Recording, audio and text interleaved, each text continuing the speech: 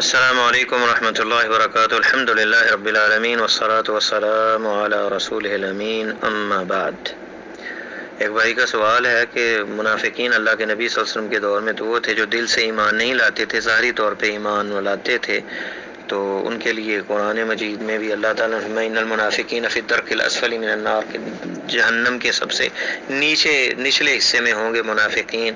تو بعض روایت میں آتا ہے جو جھوٹ بولتا ہے، جو حدیث کے یہ لفظ ہیں کہ من اوتمنا خان، جسے امانت دی جائے خیانت کرے، اذا حدث کذب، بات کرے تو جھوٹ بولے، واذا خاصم فجر، اور جب لڑائی کرے تو گالی دے، تو یہ پکا منافق ہے۔ آیت المنافق کی ثلاثہ، یہ لفظ آتے ہیں کہ منافق کی 3 نشانی۔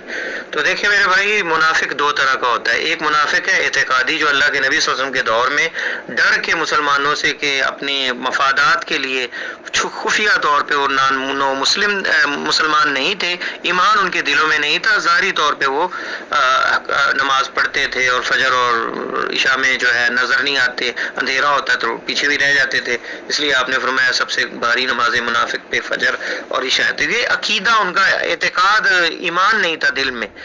اس دور کے اندر جب مسلمان ہیں تو ابھی جو سستی ہیں اس کو کہتے ہیں، یا جھوٹ بولنا یا امانت میں خیانت کرنا، وہ کیا وہ منافق ہے اور وہ جہنم کے نچلے حصے میں رہے گا؟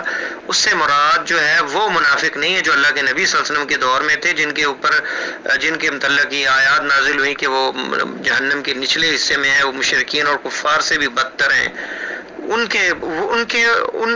منافق اور منافق جو عملی منافق، ان میں فرق ہے۔ ایک اعتقادی، جو اعتقاد اس کا جو ہے وہ جازم نہیں ہے، کیونکہ ہمارے ایمان کا حصہ ہے کہ ہم زبان سے اقرار کریں اور دل سے سچا جانیں۔ اب جو دل سے سچا نہیں جانتا یہ منافق ہے، یہ ہے وہ جو درک الاسفل من النار کے لفظ جس کے بارے میں آتے ہیں۔ باقی ایک بندہ دل سے بھی سچا جانتا ہے، زبان سے بھی، عمل سے بھی، لیکن سستی ہیں، جھوٹ بھی کبھی بول لیا، کبھی خیانت بھی ہوگی، تو یہ آپ نے اس کے متعلق فرمایا کہ وہ منافق ہے، پکا منافق ہے، جس میں یہ نشانیاں پائی جاتی ہیں، یعنی منافق عملی منافق ہے۔ جھوٹ کبیرہ گناہ ہے، امانت پہ خیانت کرنا کبیرہ گناہ ہے، اسے جواب دینا پڑے گا۔ شہید کی ہر چیز معاف ہو جاتی سوائے قرض، جو خود لے کے پیسے علم کے ساتھ لیے اور وہ ادا کرنے سے عاجز ہے، اسے وہ معاف نہیں ہوتا۔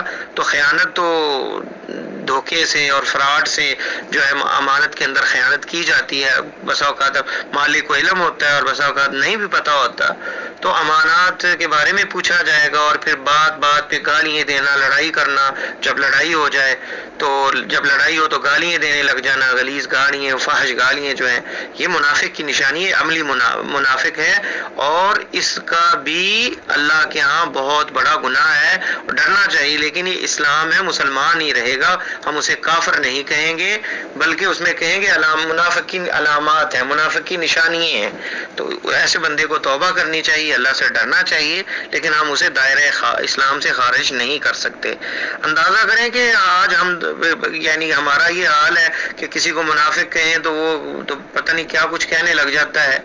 اللہ کے نبی صلی اللہ علیہ وسلم کے دور میں عمر رضی اللہ تعالیٰ عنہ حذیفہ ابن یمان رضی اللہ تعالیٰ عنہ سے پوچھتے تھے کہ کہیں میرا نام منافقین کی لسٹ میں تو نہیں ہے۔ انہیں وہ رازدان تھے اللہ کے نبی صلی اللہ علیہ وسلم کے، اور آپ صلی اللہ علیہ وسلم نے حذیفہ ابن یمان کو بتایا ہوا تھا کہ فلاں فلاں منافق ہیں، کیونکہ اللہ نے وحی کے ذریعے آپ صلی اللہ علیہ وسلم کو بتا دیا تھا۔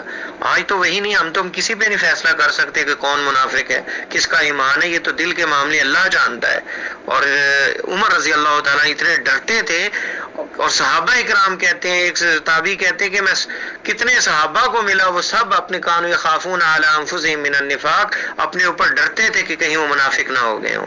تو بندے کو ڈرنا چاہیے اس معاملے میں کہ خاص کر منافق کی جو نشانی ہیں ان سے بچے، وہ علامات جو ہیں، جو آپ نے صفات کوالٹیز بتائی ہیں کہ منافق کی یہ علامات ہیں، ان سے بچے، کبیرہ گناہوں سے بچے، اور فتویٰ بازی سے بھی بچے کہ دوسرے لوگوں کو انگلی اٹھانے کی بجائے اپنے ہاتھ کی انگلیوں کو دیکھے، جب وہ انگلی کسی کی طرف اٹھاتا ہے تو 3 انگلیاں اس کی اپنے نفس کی طرف ہوتی ہیں کہ ہمارا کیا حال ہے۔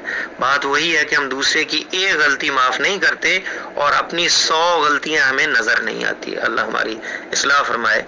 واللہ تعالی عالم۔ السلام علیکم ورحمۃ اللہ وبرکاتہ۔